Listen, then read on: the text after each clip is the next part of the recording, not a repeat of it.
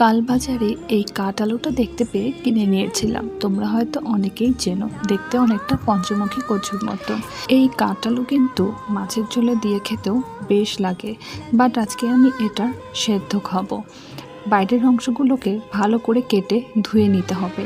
এরপর আমি প্রেসারে 3টে সিটি দিয়ে সেদ্ধ করে নিয়েছি। ঘরে থাকা খুবই সাধারণ কটা উপকরণে এর সেদ্ধ খাওয়া যায়, যেমন কিনা আমরা নর্মাল আলু সেদ্ধ খেয়ে থাকি, এটাও সেম প্রসেসেই আমি করব।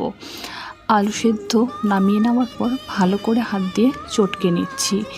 এরপর পরিমাণ মতন নুন আর 2টো শুকনো লঙ্কা নিচ্ছি, আর পরিমাণ মতন সর্ষের তেলও এখানে নিচ্ছি। তোমরা চাইলে কিন্তু একটা কাঁচা লঙ্কাও অ্যাড করে দিতে পারো।